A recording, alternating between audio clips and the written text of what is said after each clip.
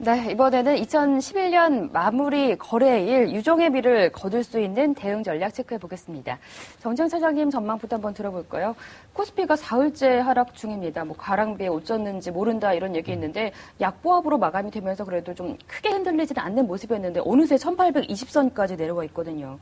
내일 좀 반등이 나오면서 마무리가 되면 좋겠는데 어떻게 보시나요? 내일 반등이 나오리라 봅니다. 나오리라 보고요. 지금 오늘 지수가 배당락이 됐다 하더라도 1825죠. 그리고 시장 자체가 1800에서 1950의 박스권 흐름이라고 한다고 하면 지금 지수는 박스권 하단부에 위치를 하고 있는 것이고요. 네. 이 부분이 지금 미국 시장이라든지 미국 시장 특히 좋잖아요. 좋은 상황인데 그렇다고 하면 우리나라가 연초에 이 부분을 빠르게 따라갈 가능성이 크고 물론 이제 유로존 문제가 악재로 작용을 하겠지만은 지금 1800에서 1900 이 구간에서 단기간에 유로존 쪽이 터지겠느냐. 그렇지 않거든요. 지금 오늘 같은 경우 지금 이탈리아나 스페인 쪽에 단기 국채도 양호하게 지금 되고 있고요. 이런 거를 가부정해 볼 수 있죠. 그러면 유로존에서 신용등급 하락이 나올 건데 그거 대비하면은 주식 안 사거나 혹은 팔아야 되는 거 아니냐. 그러면은 유로존 신용등급 하락이 물론 1월 달에 나올 수도 있고 2월 달에 나올 수도 있습니다. 그런데 그거 나오기 전에 1900에서 1950 가는 게 빠르겠느냐? 그거 나오고 빠지는 게 더 빠르겠냐? 네. 제가 볼 때는 1900에서 1950 정도 반등 갈 가능성이 크다고 봅니다. 왜냐면은 미국 시장도 신용등급 이런 거 빠지는 걸 모르겠느냐? 그런 미국 시장도 유로존 프랑스라든지 주요 국가들 신용등급 하락 분명히 있을 거라는 것도 인지를 하고 있거든요. 근데 왜 미국 시장 강하느냐?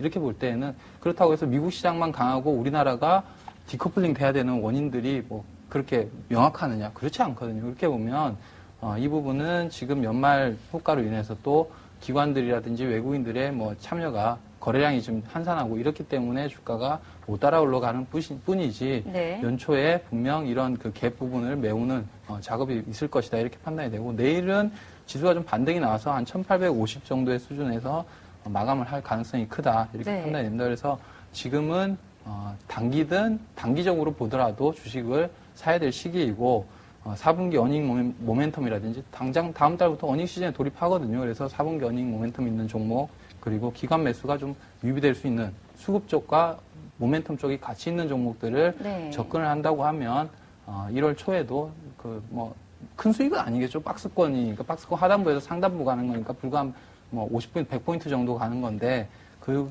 구간에서도 단기적으로 차익을 챙길 수 있는 그런 여건은 분명히 마련될 것이다 이렇게 판단합니다. 네, 오늘 코스피 1825선에서 배당락 1임에도 불구하고 좀 그래도 선방을 하면서 마무리가 됐는데요. 내일장은 좀 반등이 나오면서 1850선까지 가능하다 이런 말씀을 주셨습니다. 기관의 윈도우 드레싱 물량이 유입될 것으로 예상을 하셨는데 김용준 전문가께서는 어떻게 보시는지 궁금합니다. 배당락도 끝이 났고 윈도우 드레싱 효과 다시 한번 좀 있을 수 있을까요?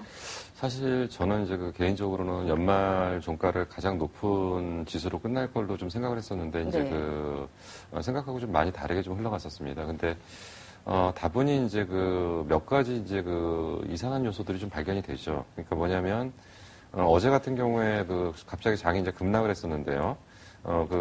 어제 장이 급락했을 때 두 가지 루머가 돌았었습니다. 이제 첫 번째로는 중국의 북한 파병설 그리고 또 하나는 선물에서의 대규모 주문 실수. 근데 이 부분이 좀 석연치가 않습니다. 결국은 주문 실수라고 하고 뭔가 루머를 흘리고 그러는데 결국은 뭔가 지금 선물 쪽에서 매매하는 파생 쪽에서 매매하는 쪽의 어떤 선두그룹들 쪽에서 뭔가 지수가 올라가길 원치 않는 쪽의 어떤 흐름들이 있지 않는가 좀 생각이 듭니다. 그러다 보니까 일단 올라가야 될 때 정확하게 탄력을 받아줘야 될 때에서 탄력을 못 받고 오히려 꺾여버렸던 거죠. 그리고 그러한 부분들의 상당 부분들이 이제 지정학적 리스크가 이번에는 시장의 발목을 좀 잡았다라고 볼 수 있습니다. 그러니까 분명히 미국 올라가는데 따라가지 못했던 요소 중에는 김정일 위원장 사망과 그리고 요번에 어제 갑자기 불거졌던 어떤 지정학적 리스크 내지는 주문 실수. 그런 부분들이 뭔가 의도되지 않은 방향에서 엉뚱한 쪽에서 어떤 힘이 좀 가해지는 것들로 좀 판단이 되는데요.